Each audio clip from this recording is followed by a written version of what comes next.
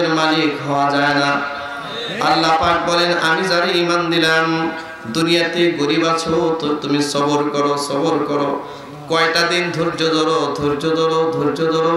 আরে বান্দা কোন রকম আমার মোলাকাতে আসলেই তোরে আমি এমন জান্নাত দিব যে এই দুনিয়ার 10টা দুনিয়ার সমান।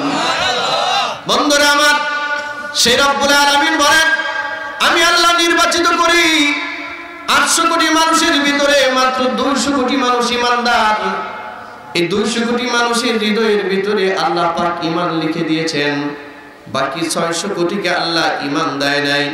তার মানে বুঝে গেল এই 200 কোটি মানুষের যাত্রা হচ্ছে জান্নাতের দিকে, আর বাকি 600 কোটি মানুষের যাত্রা হলো জাহান্নামের দিকে।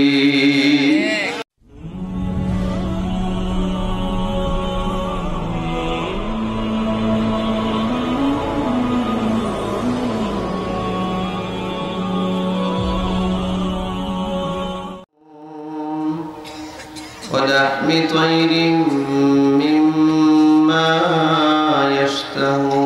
يشتهون وحور عين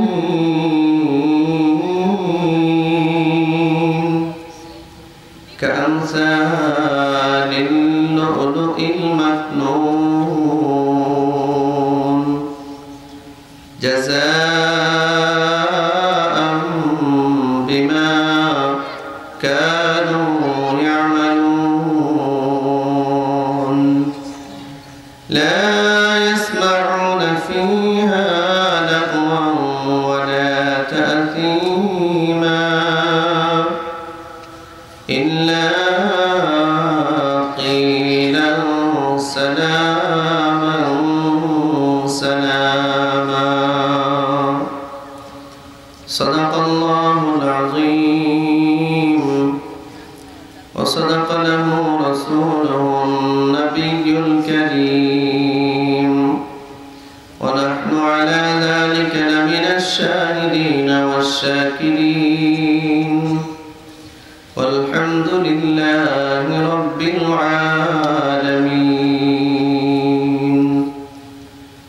وقال رسول الله صلى الله عليه وسلم إن الجنة تشتاق إلى 5 نفر تالي القرآن وحافظ اللسان ومطعم الجيعان ومكسي العريان ومن صلى على حبيب الرحمن أو كما قال رسول الله صلى الله عليه وسلم সকলে প্রাণ খুলে হৃদয় খুলে দরুদ ইব্রাহিম পড়ুন। আল্লাহুম্মা সাল্লি আলা মুহাম্মাদিন ওয়া আলা আলি মুহাম্মাদ কামা সাল্লাইতা আলা ইব্রাহিম ওয়া আলা আলি ইব্রাহিম ইন্নাকা হামিদুম মাজিদ। اللهم بارك على محمد وعلى آل محمد كما باركت على إبراهيم وعلى آل إبراهيم إنك حميد مجيد. رب زدني علما رب يسر ولا تعسر وتمم بالخير رب اشرح لي صدري ويسر لي أمري واحلل عقدة من لساني يفقه قولي سبحانك لا علم لنا إلا ما علمتنا إنك أنت العليم الحكيم. فسبحانك لا فهم لنا إلا ما فهمتنا إنك أنت الجواد الكريم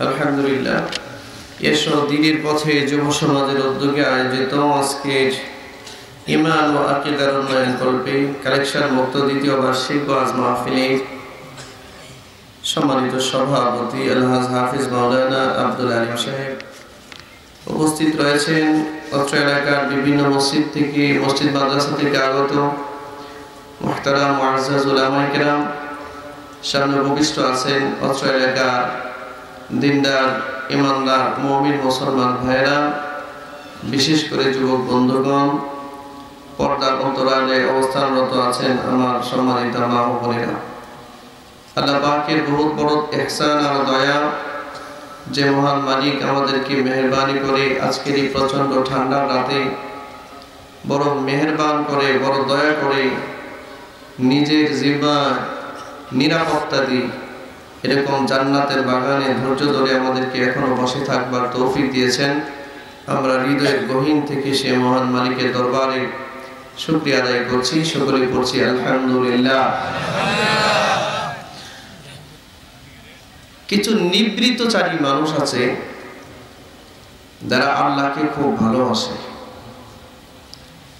এজন্য হাজার প্রতিবন্ধকতার ভিতর দিয়েও এই ভালোবাসাটা থাকবার কারণে আরশের মালিক এই লোকটারে সিলেক্ট করেছে যে তার হৃদয়ে ঈমান দিতে হবে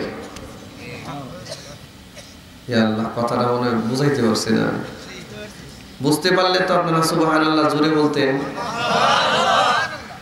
আচ্ছা এইখানকার যে আপনারা যারা আছেন আপনাদের চেহারা ছবি কি খুব বেশি সুন্দর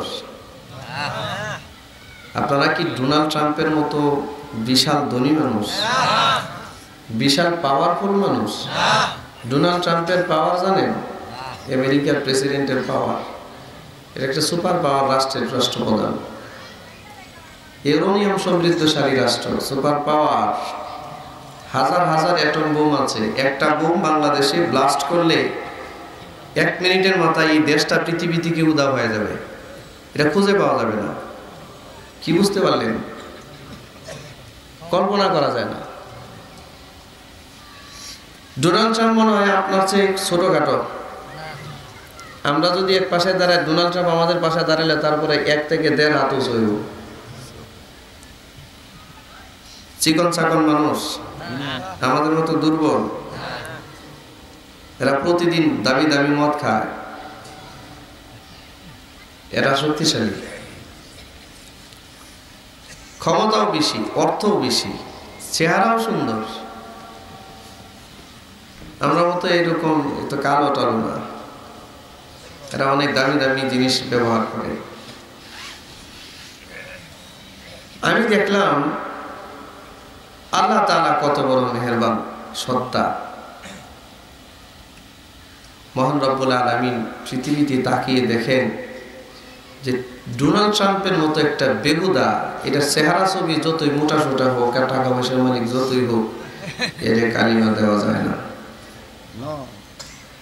এর ঈমান দেওয়া যায় না ঈমান দিতে হবে কারে ওই বাংলাদেশের গরিব রিকশাওয়ালা ঠেলা গাড়িওয়ালা ভ্যান গাড়িওয়ালা দিনমজুর না খাইতে মুখ ছোট হয়ে গেছে একদম নর্মাল মানুষ আল্লাহ বলেন এর কলিজাটা অনেক ভালো এখানে আমি ঈমান লিখে দিই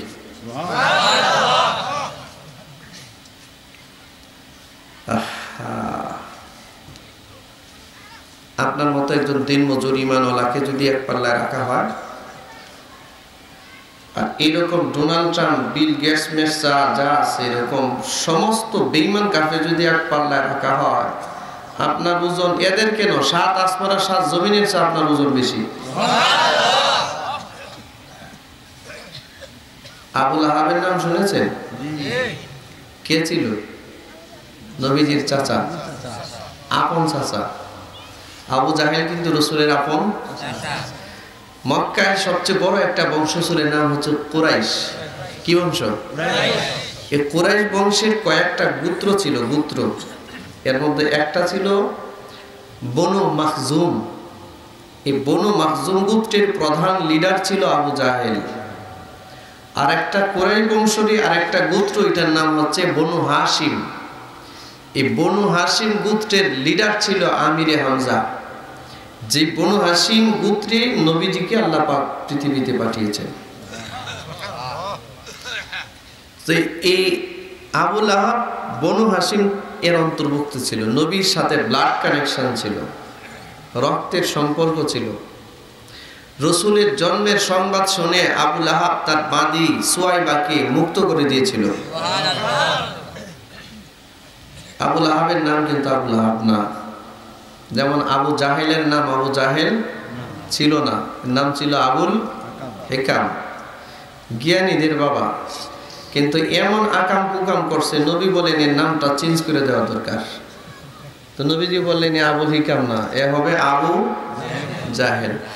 আমাদের বর্তমান বাংলাদেশে এরকম আবু জাহেলের কিছু প্রেতাত্মা আছে, নাম মোহাম্মদ দিয়েছি, আলহাজ, অমুক তমুক, 70 রাকাত, 80 রাকাত, 50 রাকাত, 100 রাকাত নামাজ কালামও পড়ে, কিন্তু কাজে মনে হয় এত আবু জাহেলের ছোট ভাই। এরা মনে বুঝে নেই, ঠিক না? আমি কিন্তু জোরে কথা বলতে পারি না, আস্তে বলি, আস্তে, কিন্তু কথাগুলো হার্ড হয়। আবু লাহাব নবীর সম্মানে বাঁধিয়ে আজাদ করে দিয়েও জাহান্নাম থেকে নিষ্কৃতি পায় নাই। আবু লাহাবের নাম আবু লাহাব ছিল না। লাহাবুন শব্দের অর্থ হচ্ছে অগ্নিস্ফুলিঙ্গ। আগুন জ্বালাইলে পরে আগুনের মাথায় দেখবেন কিছু ফুলকি উঠে, এটা কি বলে? স্ফুলিঙ্গ, অগ্নিস্ফুলিঙ্গ। যেমন লাল, আবু লাহাবের চেহারাটা এরকম আগুনের মতো লাল ছিল, এত সুন্দর ছিল চেহারা, এই জন্য তাকে আবু লাহাব বলা হতো। সুন্দর, সমস্ত অগ্নিস্ফুলিঙ্গের বাবা।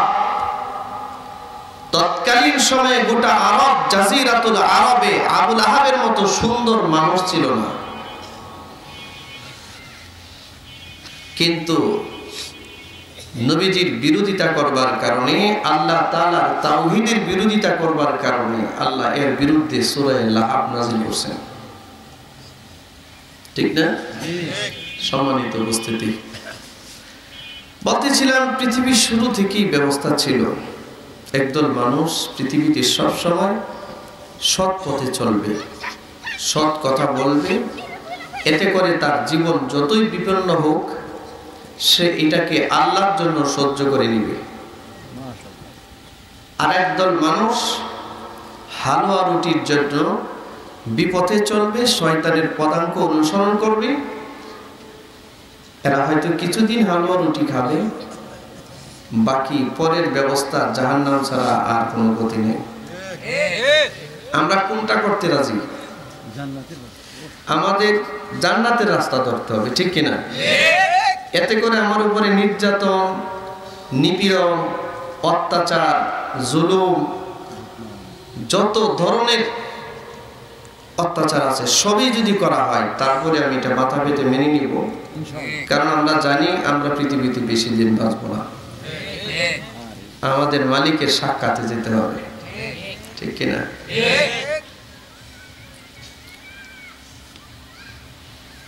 ভাইরা, এই যে আপনারই ঈমান দিল আল্লাহ, আপনারা ভাবতেছেন যে হুজুর আপনি তো ওয়াজ এমনি করেন না, অনেকে আমার ওয়াজ শুনছে, আমি এমনি করি না। এটা কি খারাপ লাগতেছে শুনতে? প্রতিদিন খালি সুর দিয়া কথা বলতে হবে, এটা কি জরুরি? এটা কথা বোঝানো দরকার, ঠিক না? আচ্ছা, এই যে মনে করেন এই যে সাধারণ যারা এই এলাকার সাধারণ মানুষ যারা কষ্ট করে জীবন চালান, হালাল ইনকাম করেন, এত দাম আল্লাহর কাছে আপনার, আল্লাহ আপনাকে পছন্দ করে। আবু লাহাবের মতো এত সুন্দর মানুষটাকে আল্লাহ সিলেক্ট করে নাই যে এর পরিচয় ঈমান দিতে হবে। আল্লাহ সিলেক্ট করলেন কাকে? সেই আফ্রিকার হাফসিয়ে গোলাম, চেহারা কুচকুচে কালো, খাটো, ঠোঁট দুইটা মোটা মোটা ছিল। হযরতে বিলালে হাফসির লাইফ অফ হিস্টোরি আমার পড়া আছে। ওনার ঠোঁটগুলো মোটা মোটা ছিল, খাটো ছিল, কপালটা চ্যাপটা ছিল, আর সামনের যে দাঁত বাড়িয়ে থাকতো। এরকম কিছু মানুষ আছে না, চুপ কেন করতে পারে না, দাঁত বের হয়ে আছে। এটা কি চেহারার খুব সুন্দর রূপ? এটা দেখতে ভালো লাগে না কিন্তু, তাই না? কিন্তু তারপরে আল্লাহ যদি কাউকে সৃষ্টি করে, এটা তো কিছু করার বাইরা।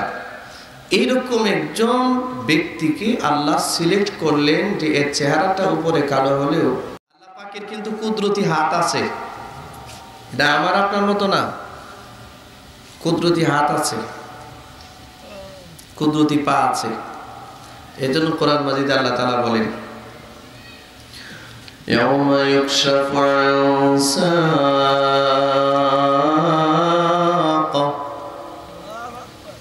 কিয়ামতের দিন, হাসরের মাঠে। আজকে আমরা যারা এখানে বসে আছি, আমরা যারা মসজিদে গিয়ে নামাজ আদায় করি, মসজিদে গিয়ে যখন সিজদা দিই তখন কার পায়ে সিজদা দিই? সবাই বলেন আরো জোরে বলেন। আল্লাহর পা মুবারক কখনো দেখেছেন? কিন্তু আমরা তো আল্লাহর কুদরতি পায়ে সিজদা দিই। পৃথিবীর কোনো চোখ, পৃথিবীর কোনো হাত, পৃথিবীর কোনো কপাল আল্লাহর কুদরতি পা কোনোদিন দেখবে না, কোনোদিন ছুঁইতে পারবে না।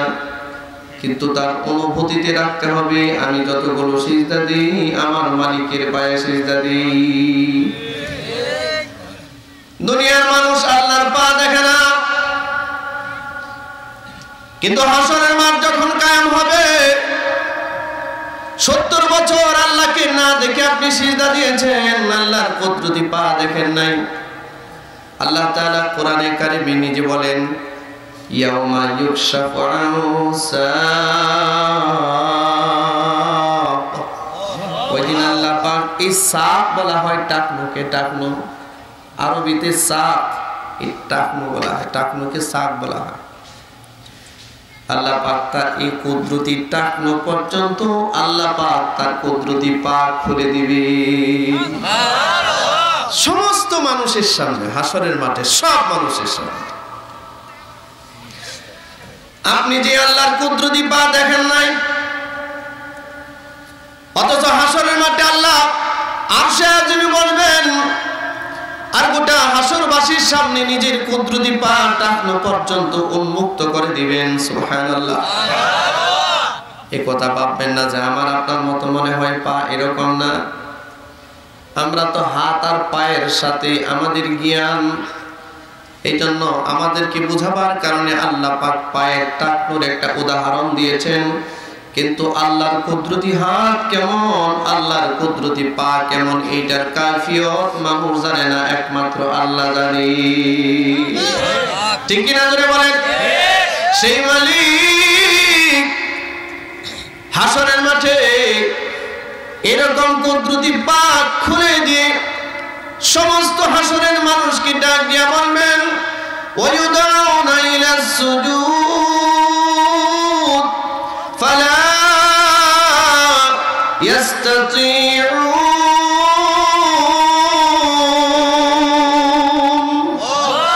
আল্লাহ তাআলা তার কুদরতি পা খুলে দিয়ে হাসরের সব মানুষকে নিজে তখন ডাকবেন, ওয়ায়ুদাউনা ইলাস সুজুদ। আমি তো আজকে আমার কুদরতি পা খুলে দিলাম, আর সবার সামনে উন্মুক্ত করলাম। সারা জীবন না দেখে আমার পায়ে সিজদা করেছো, আজকে আমি আমার পা খুলে দিলাম, আমার পা দেখে সিজদা করো। ওয়ায়ুদাউনা ইলাস সুজুদ, আল্লাহ সিজদার দিকে ডাকবেন, সিজদা কর।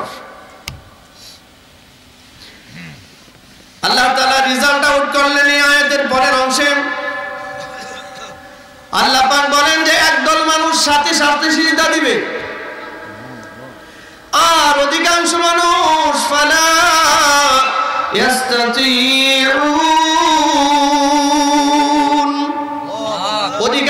মানুষ সিজদা দিতে সক্ষম হবে না।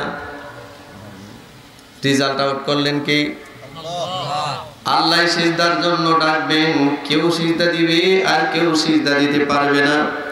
দুনিয়াতে যারা সিজদা দিত তারাই সেদিন সিজদা দিতে পারবে, দুনিয়াতে যারা আল্লাহকে সিজদা দিতে পারত না তারা সেদিন আল্লাহকে সিজদা দিতে সক্ষম হবে না।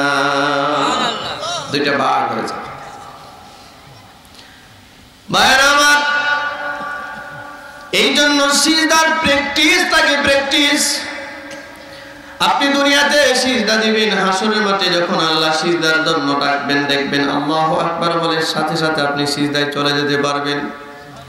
আবার দুনিয়াতে যারা সিজদা যায় নাই, যারা নামাজ কালাম পড়ে নাই, এরা যখন সিজদা দেওয়ার জন্য মাথাটা একটু নিচু করবে, হাদিসের মধ্যে আল্লাহর নবী বলেন, আয়াতের ব্যাখ্যায় আল্লাহ রাসূল সাল্লাল্লাহু আলাইহি ওয়াসাল্লাম বলেন, কত মানুষ তার মাথাটা একটু নিচু করবে সিজদা দেওয়ার জন্য, যখনই মাথাটা নিচু করবে পিছন দিক থেকে ফেরেশতারা ওর পিঠের রগ ধরে টান দিবে, পিঠের রগ ধরে টান দিবে, আর রগ এটা একেবারে হ্যাং হয়ে যাবে, সোজা হয়ে যাবে, এটা বাঁকা হবে না। মাঝে মাঝে দেখেন না গাড় সোজা হয়ে যায়, গাড়ের রগ একটু সোজা হয়ে যায়, এই জন্য এদিক সেদিক নেওয়া যায় না, ঘোরানো যায় না। হাসরের মাঠে এভাবে ফেরেশতারা রগ টান দিয়ে সোজা করে ফেলবে। এখন না পারবে নিচে যেতে, না পারবে উপরে উঠতে, হ্যাং হয়ে থাকবে। আর একদম মানুষ সিজদার মধ্যে চলে যাবে। আল্লাহ তাআলা ঘোষণা দিবেন, ওয়ামতাজুল ইয়াওমা আইয়ুহাল মুজরিমুন, আজকে আমার নেককার বান্দাদের থেকে তোমরা পৃথক হয়ে যাও। হে গুনাহগার, আমার নেক বান্দাদের থেকে আজকে পৃথক হয়ে যাও। দুনিয়াটা এমন একটা জায়গা, এটা সুখেরও জায়গা দুঃখেরও জায়গা, ঠিক কিনা জোরে বলেন?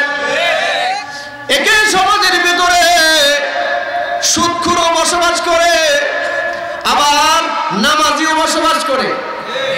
একই সমাজে জিনাখোর বসবাস করে, আবার একই সমাজে চরিত্রবান মানুষ বসবাস করে।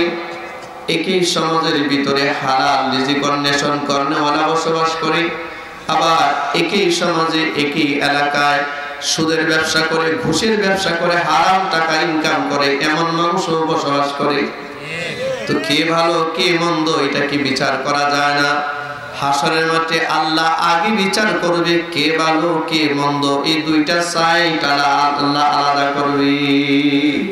জগা খিচুড়ি হবে না, এটাকে আল্লাহ আগে আলাদা করবে। ভালো যারা ডান দিকে যাও, মন্দ যারা দুনিয়াতে আছি হকের পথে থাকার চেষ্টা করছি, আল্লাহর কাছে দোয়া করবেন মৃত্যু পর্যন্ত, মৃত্যুর আগ পর্যন্ত হকের পথে থাকবেন, আল্লাহর পথে থাকবেন। কষ্ট আসতে পারে, নির্যাতন আসতে পারে, তবে এটা কয়েকটা দিনের জন্য, কিন্তু এটার শান্তি সুখ চিরকালের জন্য। আর দুনিয়াতে হয়তো গোলামি করার কারণে, ক্ষমতার একটু লোভের কারণে, কিছু হালুয়া রুটির কারণে, আশীর্বাদ পাওয়ার কারণে কত মানুষ হকের রাস্তা ছেড়ে দিয়ে তাগুতের রাস্তা ধরেছে, ঠিক কিনা ধরে বলেন? এইটা হয়তো দুনিয়ার কিছু দিনের জন্য সে পাবে, কিন্তু এটার যাজা স্বরূপ, বিনিময় স্বরূপ, পরিণাম স্বরূপ চিরকালের আযাব জাহান্নাম আছে। বন্ধুরা আমার, এই যে আপনারা যারা এখানে আছেন, যে কথাটা বলতেছিলাম, আবু লাহাবের মতো একটা সুন্দর মানুষের কলিজার ভিতরে আল্লাহ ঈমান দেয় না। আবু লাহাবের সাথে নবীর আত্মীয়তার সম্পর্ক ছিল, রক্তের সম্পর্ক ছিল, কিন্তু আবু লাহাবের কলিজায় আল্লাহ ঈমান দেয় নাই। কিন্তু হযরতে বেলাল হাবশীর সাথে নবীর রক্তের কোনো সম্পর্ক নাই, ব্লাড কানেকশন নাই, কোনো আত্মীয় স্বজনও না, বংশীয় কোনো মানুষও না, শুধু সে আফ্রিকা থেকে এসেছে। এই বেলাল হাবশীর কলিজাটার দিকে আল্লাহ তাকিয়ে তার কলিজায় ঈমান লিখে দিয়েছে। আল্লাহ তার কুদরতি হাতে একটা কাজ করে, সাইন করে, সাইন, সিগনেচার করে, সিগনেচার। সিগনেচারের কিন্তু অনেক দাম, কি বলেন? আচ্ছা, আপনার সিগনেচার আর বাংলাদেশের প্রধানমন্ত্রীর সিগনেচার কি এক? আমার সিগনেচার আর দেশের রাষ্ট্রপতির সিগনেচারের দাম কি এক? তার মানে যে যত বড় তার সিগনেচারের দামও তত বড়। আমি তো ওই দিন পত্রিকার মধ্যে খবর দেখে হতবাক হয়ে গেলাম। চামিচ চিনেন? চামিচ, চামচ, চামচ, এই যে তরকারি নেই যেটা কি বলে এলাকায়, কি বলে? চামিচ। আপনাদের এলাকায় একটা স্টিলের ভালো মানের চামিচের দাম কত? ধরেন 100, 150, এর চেয়ে বেশি তো হওয়ার কথা না। তো ওই দিন পত্রিকায় দেখলাম ঝিনাইদহ, যশোর ঝিনাইদহ, এই ঝিনাইদহ অঞ্চলের এক প্রকৌশলী সরকারি টাকা হরিলুট করার জন্য তার সরকারি বাসভবনে, তার সরকারি অফিসে একটা চামিচের বিল ভাউচার করেছে 1 লাখ টাকা। কত? 1 লাখ। হ্যাঁ, আচ্ছা, একটা চামিচের দাম 1 লাখ টাকা, এমন আজীব খবর কেউ পেয়েছেন? কথা কয় না, পাইছে নাকি? 1 লাখ টাকা দিয়ে কেউ চামিচ কিনছেন? আমি এই খবর পড়ার পর চিন্তায় পড়ে গেলাম, আল্লাহ, এক চামিচের দাম যদি 1 লাখ হয় তাহলে পাতিলের দাম জানি কত, ঠিক না? যে এক জায়গায় রূপপুর পারমাণবিক বিদ্যুৎ কেন্দ্রে এক বালিশের দাম 5,000 টাকা। 5,000 টাকার বালিশে ঘুমাইছেন কোনোদিন? প্রকৌশলী এক বালিশের দাম লেখছে 5,000। পর্দা, পর্দা, পর্দার দাম লেখছে 1 লাখ না 1.5 লাখ একটা পর্দা। এটা কিন্তু এমনি এমনি হয় না। আচ্ছা, এই যে লোক একটা চামিচের দাম 1 লাখ টাকা একটা ভাউচার করছে, সরকারি টাকা কি এমনি আনা যায়? একটা ফর্মালিটিস আছে, ফর্মালিটিস মেনটেন করতে হয়, কাগজপত্র লিখতে হয়, সাবমিট করতে হয়, তারপরে এটার মধ্যে কি কি কিনেছে, কোনটার কত দাম, এটা উল্লেখ করতে হয়। তো এই সাবমিট করা কাগজের মধ্যে উল্লেখ করছে একটা চামিচের দাম 1 লাখ টাকা। আর এইটার পিছনে যেই এই প্রজেক্টের চিফ ইঞ্জিনিয়ার তিনি সিগনেচার করছে। প্রজেক্টের চিফ ইঞ্জিনিয়ার সিগনেচার না করলে ভাউচার পাস হবে না। তো পাস হবে? ভাউচার পাস করছে। একটা চামিচের দাম 1 লাখ টাকা, নিচে সিগনেচার করছে। একটা প্রজেক্টের চিফ ইঞ্জিনিয়ার কি শুধু মধু হইতে পারে? এটা পড়াশোনা লাগে, ঠিক না? আচ্ছা, এইটা কেমন ইঞ্জিনিয়ার? হ্যাঁ, যে 120 টাকার একটা চামিচকে 1 লাখ টাকা বানাইলো, 1 লাখ টাকা বানিয়ে তাও এটার পিছনে সিগনেচার করে টাকাগুলো নিয়ে গেল, অথচ আপনার আমার পকেটের টাকাই দিই নিয়ে গেছে। আপনারা মনে করেন এটাও তো একটা ইঞ্জিনিয়ার, যে একটা অবাস্তবকে বাস্তব করে সিগনেচার দিয়ে 1 লাখ টাকা পকেটে নিয়ে গেছে। হ্যাঁ, কি পাওয়ার তার সিগনেচারের, তাই না? আচ্ছা, এই ইঞ্জিনিয়ারের কি হবে হাসরের মাঠে?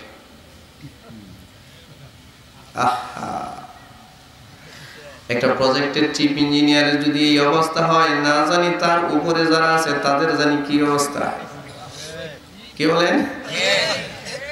হ্যাঁ, ও বন্ধু, ওই জন্য বোঝাতে চেয়েছিলাম যে যত বড় হয় তার সাইনের দাম তত বেশি হয়, সিগনেচারের দাম তত বেশি হয়।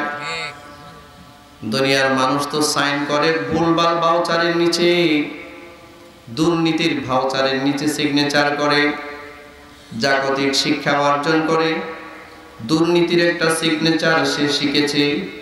কিন্তু আল্লাহ তাআলা যেখানে সেখানে সিগনেচার করে না। আল্লাহর একটা সিগনেচারের খবর নেন। আল্লাহ পাক বলেন, উলাইকা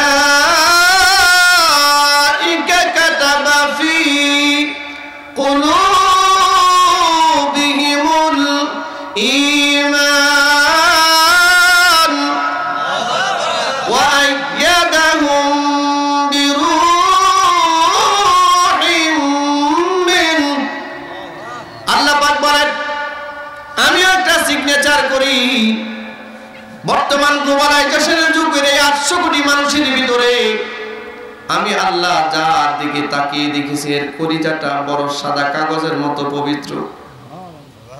আমি আল্লাহ ওই কলিজার মধ্যে আমার কুদরতি হাত দিয়ে আমি কালিমাটা সিগনেচার করে দিয়েছি,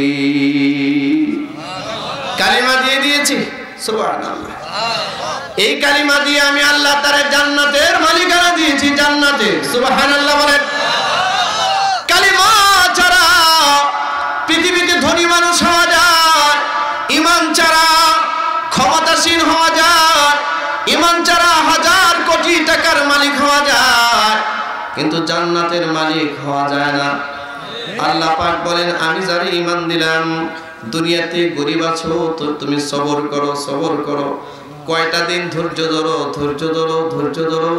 আরে বান্দা, কোন রকম আমার মোলাকাতে আসলেই তোরে আমি এমন জান্নাত দিব যে এই দুনিয়ার 10টা দুনিয়ার সমান। বন্ধুরা আমার, সেই রব্বুল আলামিন বলেন আমি আল্লাহ নির্বাচিত করি 800 কোটি মানুষের ভিতরে মাত্র 200 কোটি মানুষ ঈমানদার। এই 200 কোটি মানুষের হৃদয়ের ভিতরে আল্লাহ পাক ঈমান লিখে দিয়েছেন, বাকি 600 কোটিকে আল্লাহ ঈমান দেয় নাই। তার মানে বুঝে গেল এই 200 কোটি মানুষের যাত্রা হচ্ছে জান্নাতের দিকে, আর বাকি 600 কোটি মানুষের যাত্রা হলো জাহান্নামের দিকে। ঠিক কি না জোরে বলেন? বন্ধুরা আমার, ওই জান্নাতের দিকে আপনি রওনা দিয়েছেন। আপনি গরিব মানুষ, দিনমজুর, আপনি একজন গরিব মানুষ, দিনমজুর, ঠেলা গাড়িওয়ালা, ভ্যান গাড়িওয়ালা, কালো মানুষ, খাটো মানুষ, চেহারা সুন্দর না। রব্বুল আলামিন কিন্তু আপনাকে তার নির্বাচনের এক খাতায় আপনার নামটা উঠিয়ে ফেলেছেন। নাম উঠিয়ে দিয়ে আপনার কলিজাটা ঈমান দিয়েছেন, ঈমান দিয়ে আপনাকে দামি বানিয়েছেন, দামি বানিয়ে জান্নাতের বড় নিয়ামতের মালিকানা দিয়েছে। সুবহানাল্লাহ বলেন, সুবহানাল্লাহ। বন্ধুরা আমার, এইজন্য সাহাবায়ে কেরাম গরিব হইলেও সাহাবায়ে কেরাম ঈমানের মজা বুঝতেন। যেহেতু এটা ঈমান ও আকীদা উন্নয়ন কল্পে মাহফিল, এই কারণে ঈমানের কিছু কথা দরকার আছে। ঠিক কিনা জোরে বলেন? ঈমান আর আকীদা কেমনে রিফ্রেশ করা যাবে, এটাকে কিভাবে ডেভেলপ করা যাবে, আরো বাড়ানো যাবে, আকীদাকে কিভাবে পরিচ্ছন্ন করা যাবে, এটা নিয়ে এখানে কিছু কথা বলা দরকার। ঠিক কিনা জোরে বলেন? বন্ধুরা আমার, ঈমান বড় দামি এক জিনিস। ঈমান যারে তারে আল্লাহ দেয় না, সিগনেচার যার তার কলবের মধ্যে আল্লাহ করে না। ঈমানদার আল্লাহ পাক তার কুদরতি নজর দিয়ে যার দিকে তাকায়। এজন্য আল্লাহ রাসূল বলেন ইন্নাল্লাহা লা ইয়ানজুরু ইলা সুওয়ারিকুম ওয়া আমওয়ালিকুম। আল্লাহ তাআলা পৃথিবীর কোন মানুষের চেহারা তাকায় না, চেহারা দেখে না। আল্লাহ পৃথিবীর কোন মানুষের মাল কি পরিমাণ, সম্পদ কি পরিমাণ, এটা তাকায় দেখে না। আল্লাহ পাক দেখেন ওয়ালাকিন ইয়ানজুরু ইলা কুলুবিকুম ওয়া আমালিকুম। আল্লাহ তাআলা তাকিয়ে দেখেন কার কলবটা কত পবিত্র, কার আমলটা কত ভালো, কার আমলটা কত ভালো, এটা তাকিয়ে দেখেন। আল্লাহু আকবার বলেন। আল্লাহ পাকের বহুত বড় ইহসান আর দয়া আজকে আমার উপরে আছে, আপনার উপরে আছে। দেখা না দেখা হাজারো নিয়ামত দিয়ে আল্লাহ আমাদেরকে ধন্য করেছেন। ঠিক কিনা জোরে বলেন? আমাদের উপরে এমনও মুসিবত গিয়েছে যে মুসিবতে আমার মরে যাওয়ার কথা ছিল আরো 20 বছর আগে, কিন্তু আল্লাহ আমাকে বাঁচিয়ে দিয়েছেন। ঠিক না? ওয়াসবাগা আলাইহিম নি'মাহু যাহিরাতান ওয়া বাতিনা। আল্লাহ পাক বলেন আমি তোমাদের উপরে জাহিরি এবং বাতিনি নিয়ামত দিয়েছি। এর মধ্যে জাহিরি বাতিনি নিয়ামতের মধ্যে প্রধান নিয়ামত হচ্ছে তোমাকে আমি ঈমানের নিয়ামত দিয়েছি। আমাকে কিন্তু ঈমান দেওয়ার জন্য কেউ জবরদস্তি করে নাই। আপনারা বলুন আল্লাহ যে আমাকে ঈমানদার বানিয়েছেন, আমি কি বলেছিলাম? আপনাকে যে আল্লাহ মুসলমান বানিয়েছেন, আপনি কি আল্লাহর কাছে আরজি পেশ করেছেন? আল্লাহ স্বেচ্ছায় আপনাকে ভালোবেসে মহব্বত করে আপনাকে ঈমানদার বানিয়েছেন।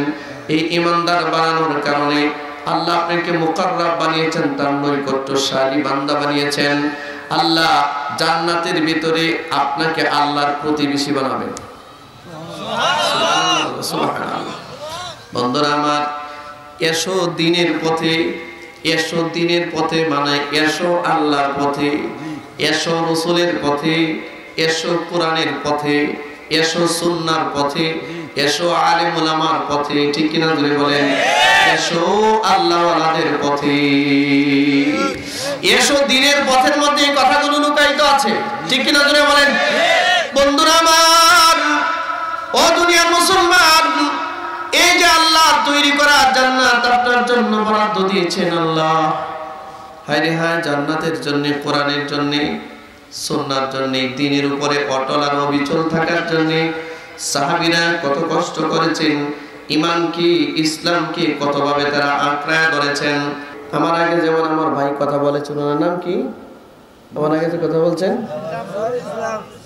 নুরুল ইসলাম সাহেব কথা বলেছেন, জান্নাতের নিয়ামতের কথা আলোচনা করেছেন। আমি আপনাদের সামনে যে আয়াতগুলো তেলাওয়াত করেছি, এই আয়াতের মধ্যে জান্নাতের কিছু নিয়ামতের আলোচনা আছে, তবে ওনার আলোচনার প্রেক্ষাপটই আমার কথা, কিন্তু তারটা চেয়ে আমারটা একটু ভিন্ন হবে। একটু শেষ পর্যন্ত শোনার চেষ্টা করুন ভাইরা আমার। আল্লাহ পাক বলেন, এই ঈমানের কারণে আল্লাহ আপনার গন্তব্য দিয়েছেন জান্নাত, আর বেঈমানের কারণে, কুফরির কারণে, শিরকের কারণে তার গন্তব্য হলো জাহান্নাম। জাহান্নামের বর্ণনা আপনারা বহুবার শুনেছেন, আমি সেদিকে যেতে চাই না। জান্নাতের সামান্য একটু আলোচনা করতে চাই। একটা উদ্দেশ্য আছে আয়াতগুলো পড়ার পিছনে। আমি সূরা ওয়াকিআর কিছু আয়াত আপনাদের সামনে তেলাওয়াত করেছি। আল্লাহ রাব্বুল আলামিন বলেন, আপনি যখন জান্নাতের মধ্যে যাবেন, জান্নাতে যাওয়ার পর এরকম কুরসি থাকবে, কুরসি কুরসি, মুত্তাকিনা আলাইহা মুতাকাবিলিন।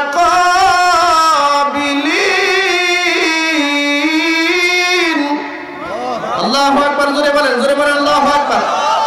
আল্লাহ পাক বলেন, এরকম তাকিয়ার মধ্যে হেলান দিয়া বসবে জান্নাতীরা। কেমন তাকিয়া? স্বর্ণের তৈরি, রূপার তৈরি, হীরার তৈরি। সুবহানাল্লাহ। স্বামী স্ত্রী মোকাবিলা হয়ে সামনাসামনি বসবে। জান্নাতি কিশোরেরা আসবে, ইয়াতুফু আলাইহিম বিলদানুম মুখাল্লাদুন। জান্নাতি চিরকিশোরেরা তাদের চতুর্দিকে ঘুরতে থাকবে, তওয়াফ করবে, তওয়াফ। সুবহানাল্লাহ। কক্সবাজার গেছেন কেউ? কক্সবাজার কারা কারা গেছেন? আমি গেছি, বহুবার গেছি। কক্সবাজার যাওয়া নিষেধ না, আল্লাহর নিয়ামত দেখবেন, এটা দেওয়া উচিত। কক্সবাজারে কেউতে গিয়ে নোংরামি করে, আর কেউতে গিয়ে চোখের পানি ছাড়ে। বন্ধুরা আমার, মিয়ানমার থেকে যখন মুসলমানদেরকে আমাদের দেশে পাঠালো, তখন আমি ত্রাণ নিয়ে গেছিলাম কক্সবাজারে। আমি গত কিছুদিন আগে গেছি, বেশ কিছু মাহফিল ছিল। আপনার ওই সময়ে সাগরের পাড়ে গেছিলাম, তো লোকেরা সাগরের পাড়ে নিয়ে গেছিল। ওই সাগরের পাড়ে কিন্তু ইয়ে আছে যে বসবার, এটি কি বলে, এটা তাকিয়া আছে, তাকিয়া। এর মধ্যে বসে সাগর দেখা যায়, সামনে উপরে ছাতা আছে। তো এইরকম একটা ব্যবস্থা জান্নাতে থাকবে। সুবহানাল্লাহ। আমি বসছি, একটু পরে একটা বাচ্চা আসছে, একটা রিসিপ্ট দিয়ে আসছে। এসে সে গরিব টাইম দেখতেছে, আর আমার বলতেছে যে হুজুর, এটার মধ্যে বসলে 1 ঘন্টায় 30 টাকা দিতে হবে। কত টাকা? আমি কিন্তু জানতাম না যে এনে বসলেও টাকা দেওয়া লাগে। আমি বললাম, বসেই তো গেছি, তাহলে তো টাকা দিতেই হবে। আচ্ছা ঠিক আছে।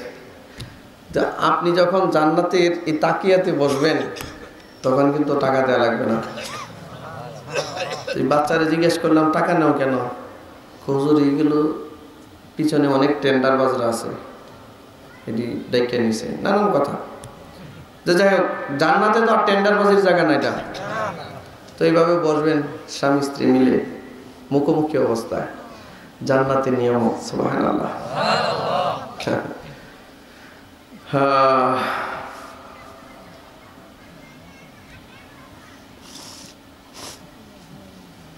তারপরে ছোট কিছু বাচ্চারা আসবে। ওই যে এখনো কক্সবাজারে দেখবেন, বসলে পরে দেখবেন কিছু বাচ্চা আছে, কেউ ডিম নিয়ে আসে, কেউ বাদাম নিয়ে আসে, কি এটা নিয়ে আসে, ওইটা নিয়ে আসে, আছে না? কিন্তু এটা কিনতে টাকা লাগে। আল্লাহ তাআলা বলেন, না, আমি যখন তোমাকে জান্নাতে পাঠাবো, আর তুমি যখন তোমার স্ত্রীকে নিয়ে জান্নাতে থাকবে, তুমি জান্নাতি ঝর্ণার পাশে তাকিয়া দিবা, আর তুমি বসে থাকবে। দেখবা তোমার সামনে ইয়াতুফু আলাইহিম বিলদানুম মুখাল্লাদুন, ইয়াতুফ তাওয়াফ করবে, তাওয়াফ প্রদক্ষিণ করবে, বিলদান কিশোরেরা, মুখাল্লাদুন যারা চিরকুমার, তারা তোমার চতুর্দিকে ঘোরাফেরা করতে থাকবে, বিআকওয়াবিন ওয়া আবারিক ওয়া কাসিম মিন মাইন। স্বর্ণের পাত্র নিয়ে, রূপার পাত্র নিয়ে, জান্নাতি খাবার নিয়ে আপনার পাশে ঘুরবে। সুবহানাল্লাহ বলবেন। ওয়া কাসিম মিন মাইন, জান্নাতি শরাব নিয়ে আসবে। শরাব চিনেন? শরাব, মদ এই দুনিয়ার মদের মতো না, ওইটা শরাব। সুবহানাল্লাহ। দুনিয়ার মদ খাইলে তো বউরে কয় মা, মা রে কয় বউ। হ্যাঁ, বড় বড় কারেন্টের খাম্বা ধরে কয় তোরে আজকে শেষ করে দিব মাইরে। কিন্তু মদ খাইছে তো হিসাব ঠিক নেই। আল্লাহ তাআলা বলেন জান্নাতি শরাব পান করলে তোমার হিসাব কিতাব হারাবে না। লা ইউসাদ্দাউনা আনহা ওয়া লা ইউজিফুন। জান্নাতি শরাব খাইলে তোমার মাথা ঘোরাবে না। সুবহানাল্লাহ। নেশা করবে না তোমার, বরঞ্চ শরাব খাওয়ার সাথে সাথে সুগন্ধিতে তোমার সারা চেহারা বিমোহিত হয়। সুবহানাল্লাহ বলেন। লা ইউসাদ্দাউনা আনহা ওয়া লা ইউজিফুন ওয়া ফাকিহাতিন মিম্মা ইয়াতাখায়্যারুন। জান্নাতি ফলমূল নিয়ে আপনার সামনে ঘুরবে, আপনার যেটা মন চায় সেটা খেতে পারবেন। ওয়া লাহমি তায়রিন মিম্মা ইয়াশতাহুন, এবং আপনার পাখির গোশত আছে না, পাখির গোশত নিয়ে আপনার সামনে পরিবেশন করা হবে। আপনাকে প্রথম খাবার দেওয়া হবে পাখির গোশত দিয়ে। সুবহানাল্লাহ। এরপরের আয়াতটা হচ্ছে আমার মূলত আজকের আলোচনা। আমি 10 মিনিটের ভিতরে আপনাদের কাছে আলোচনা করে দোয়া নিয়ে চলে যাব। আল্লাহ পাক বলেন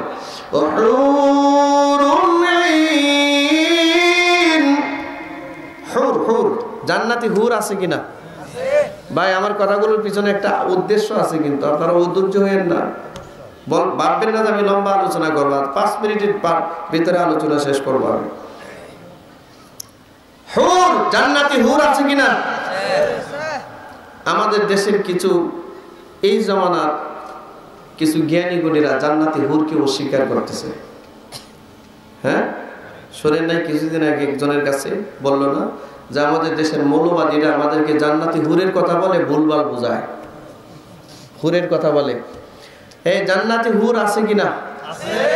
আমি যে আয়াতটা তিলাওয়াত করেছি সূরা ওয়াকিয়ার 22 নম্বর আয়াত, ওয়া হুরুন ঈন কামসালিল লুলুইল মাকনুন। আল্লাহ পাক বলেন যে তোমার জন্য নির্ধারিত হুর আমি আল্লাহ রেখেছি। এটা কি আমার বানানো কথা না? আল্লাহ বলেছেন 70 জন হুর রেখেছি জান্নাতি, 70 জন নারী। সুবহানাল্লাহ। এরা কেমন? কামসালিল লুলুইল মাকনুন, এরা সুরক্ষিত মুক্তার নেই। মুক্তা কি সব জায়গায় পাওয়া যায়?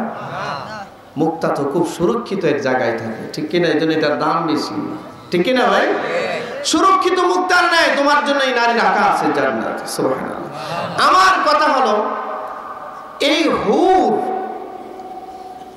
আল্লাহ তাআলা ঈমানদারের জন্য জান্নাতে যে রেখেছেন, এটা কি বাস্তব কথা, সত্য কথা না মিথ্যা কথা? আচ্ছা, এখন কেউ যদি জান্নাতের হুরকে অস্বীকার করে, একই মুমিন থাকবে না কাফের হবে? বলুন তো দেখি।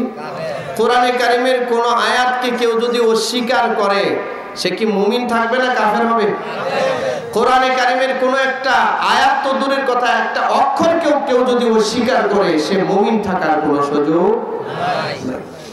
এখন আমাদের দেশের তথাকথিত জ্ঞানী গুণীরা যখন মৌলবাদীদেরকে, আলেমদেরকে গালি দেয়, আর এই কথা সাধারণ মানুষের সামনে বলে যে মৌলবাদীরা আমাদেরকে জান্নাতের হুরের কথা বলে আমাদেরকে বিভ্রান্ত করে, এ কথা সঠিক না বেঠিক?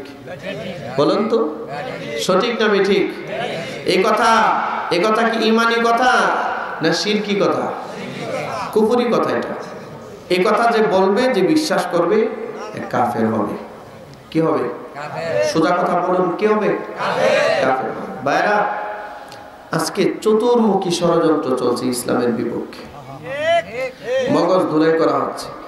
যেই লোক জান্নাতের হুরের আলোচনা কোরআন মাজিদে খুঁজে পায় নাই, সেই লোক যদি বলে তোমাদের মতো মৌলবাদীদের দরকার নাই, আমার বাবার জানাতা আমি পড়াইতে পারি,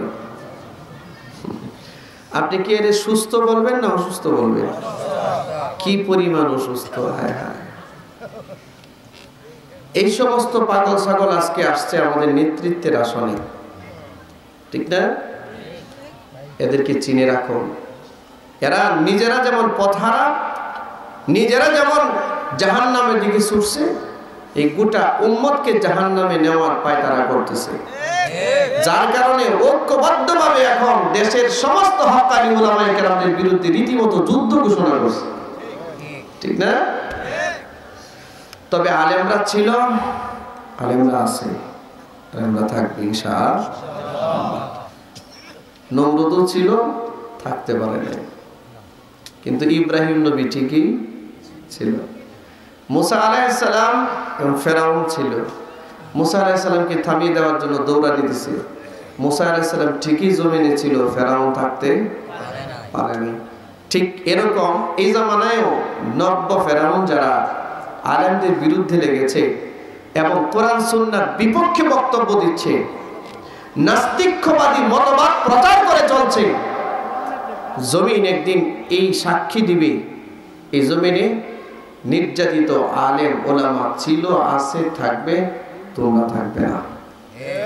তোমাদের নামটা কলঙ্কির ইতিহাসে এটা রচিত হবে, ইতিহাসের আস্থা করে নিক্ষিপ্ত হবে।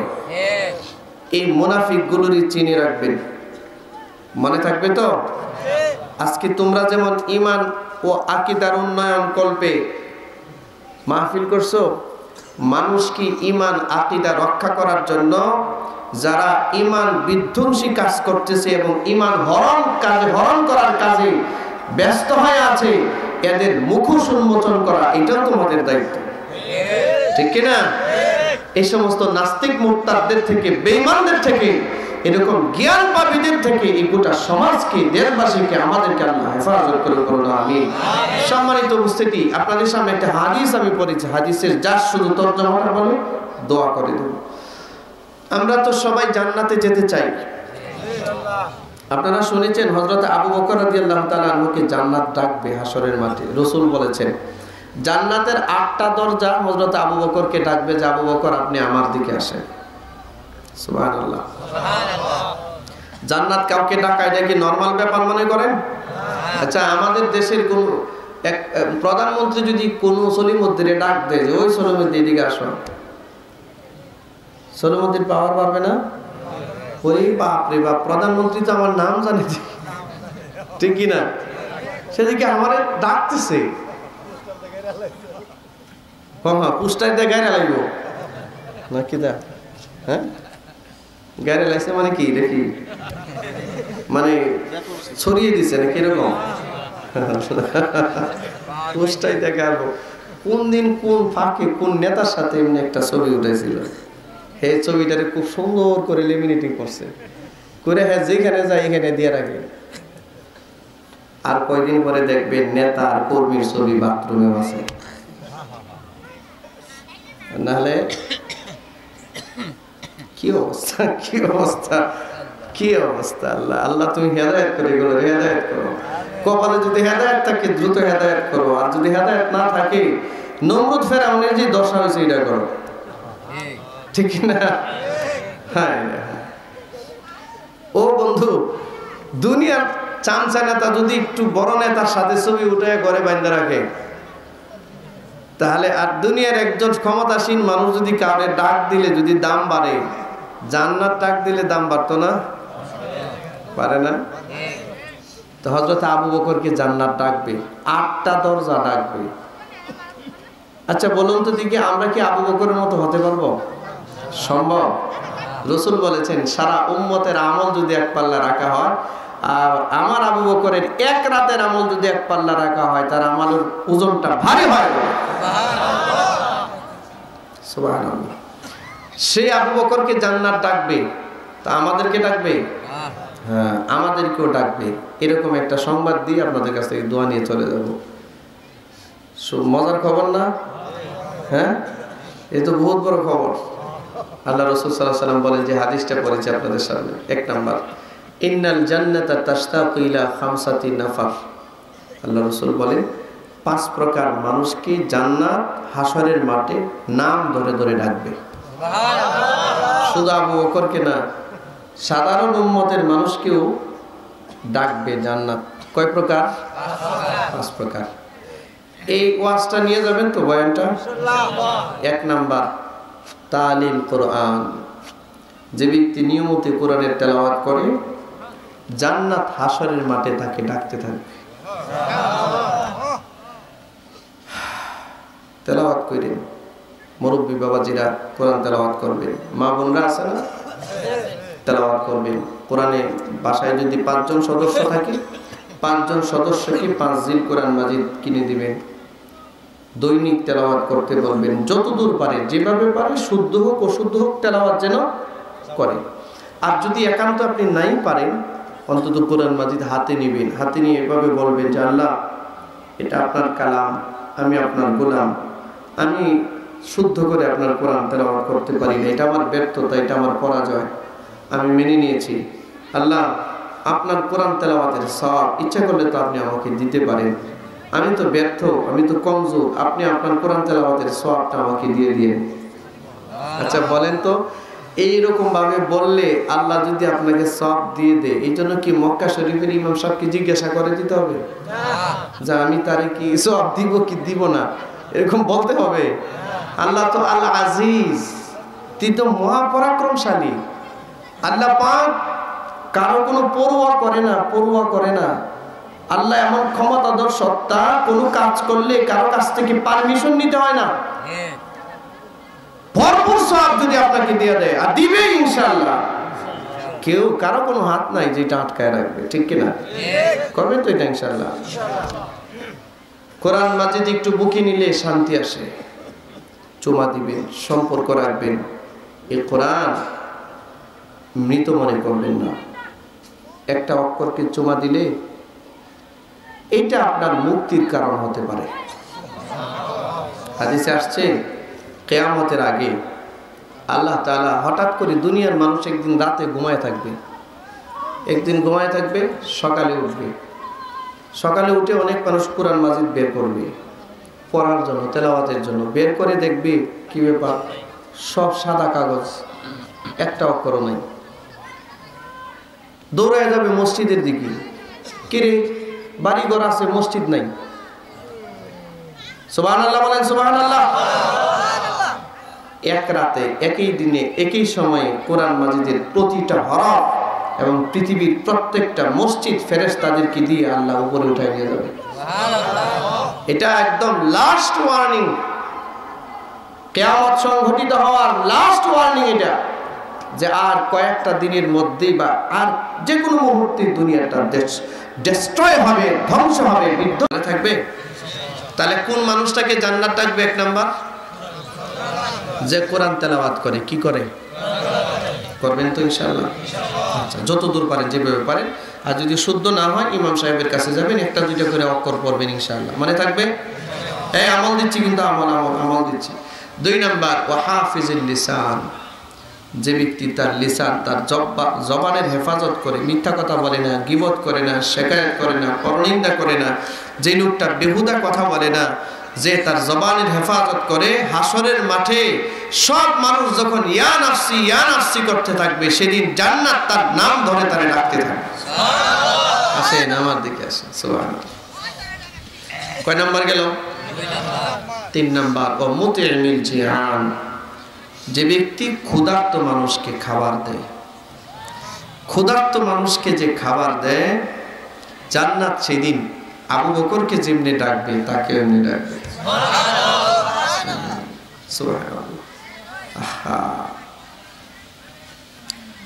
আমাদের দেশে হাজার হাজার কওমি মাদ্রাসা আছে, আলিয়া মাদ্রাসা আছে। এই মাদ্রাসাগুলোতে হাজার হাজার ইতিম মিসকিন পড়াশোনা করে কি করে না?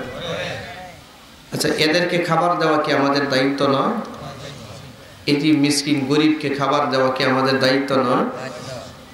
আল্লাহ রসুল বলেন, যে ব্যক্তি এরকম এটি মিসকিন অসহায় মানুষকে, ক্ষুধার্ত মানুষকে খাবার দেয়, জান্নাত সেদিন তার নাম ধরে ধরে আবু বকরকে যেমনি ডাকবে তাকে এমনি ডাকবে। কয় প্রকার গেল? 4 নাম্বার, অমুকসিল ওরিয়া, যে ব্যক্তি বস্ত্রহীন মানুষকে বস্ত্র দেয়, যার কাপড় চোপড় নাই, বস্ত্র নাই, যে তাকে বস্ত্র দেয়, আল্লাহ তাআলার জান্নাত ওই দিন তাকে ডাকতে থাকবে। সুবহানাল্লাহ। হিউম্যান রাইটস কাকে বলে? হিউম্যানিটি কাকে বলে? আজকে 1400 বছর পরে এসে পৃথিবীর বেঈমান আর কাফেররা আমাদেরকে মানবাধিকার শিক্ষা দিতে আসে, অথচ এই হাদিস রাসূল বলেছেন 1400 বছর আগে যে ক্ষুধার্ত মানুষকে খাবার দাও আর বস্ত্রহীন মানুষকে বস্ত্র দাও, জান্নাত হাসরের মাঠে তোমাকে ডাকবে। যখন গোটা পৃথিবীর মানুষের সমস্ত মানবাধিকার লঙ্ঘিত হচ্ছিল, মানবাধিকার যখন বিধ্বস্ত ছিল, মানুষের কোনো অধিকার ছিল না, তখন নবীজি বলেছেন এই কথাগুলো, মানবাধিকার প্রতিষ্ঠা করেছিলেন তখন। হিউম্যান রাইটস এর প্রতিষ্ঠাতা তো মুহাম্মদ সাল্লাল্লাহু আলাইহি ওয়াসাল্লাম। সুবহানাল্লাহ। আমরা জানি না কয় নাম্বার গেল? 5 নাম্বার, ওমান সাল্লা আলা হাবিবির রহমান। নবীজি বলেন, যে ব্যক্তি যথারীতি রাসূলুল্লাহ সাল্লাল্লাহু আলাইহি ওয়াসাল্লামের নামে দরুদ পড়ে, হাসরের মাঠে জান্নাত তার নাম ধরে ধরে ডাকবে। কয়টা গেল আমল? হাত ওঠান, সবাই হাত ওঠান, গনে এনে গনে ধরেন, এই বৃদ্ধ আঙ্গুলটাতে ধরেন। কয় প্রকার মানুষকে জান্নাত ডাকবে? বলেন কয় প্রকার? 5 প্রকার। এর মধ্যে 1 নাম্বার, সবাই বলেন, কোরআন তেলাওয়াত যে করে। কোরআন তেলাওয়াত করনেওয়ালাকে কে ডাকবে? এটা কয় নম্বরে? 2 নাম্বার, জবানের হেফাজত, জিহ্বার হেফাজত, মিথ্যা কথা, গীবত, শিকায়াত, পরনিন্দা, পরচর্চা, এগুলো থেকে গীবত, এই জিহ্বাকে হেফাজত করবেন। কয় নাম্বার এটা? তাহলে কি হবে? জান্নাত আপনাকে আমাকে ডাকবে। 3 নাম্বার, ক্ষুধার্ত মানুষকে খাবার দেওয়া, সাধ্য মতো আপনার যতটুকু সাধ্য আছে ততটুকু দিয়ে ক্ষুধার্ত মানুষকে খাবার দিবেন, গরিব মিসকিনকে খাবার দিবেন। 4 নাম্বার, বস্ত্রহীন মানুষকে বস্ত্র দিবেন। এই শীতের রাত কত মানুষ একটা কম্বল নাই, লেপ নাই, কাঁথা নাই, খুঁজে খুঁজে একটু বের করে দেন না, তার একটু সহযোগিতা করেন, আল্লাহর জান্নাত আপনাকে ডাকবে সেদিন। আর 5 নাম্বার, নবীজির শানে বেশি বেশি দরুদ পড়বেন, দরুদ দরুদ, আল্লাহর জান্নাত আপনাকে ডাকবে। মনে থাকবে? আর কেমনে সবক দেয় আমার জানা নাই, আমি আপনাদেরকে দিয়ে গেলাম, আপনারা একটু আমল করেন, আল্লাহ যেন আপনাদেরকে তৌফিক দেন।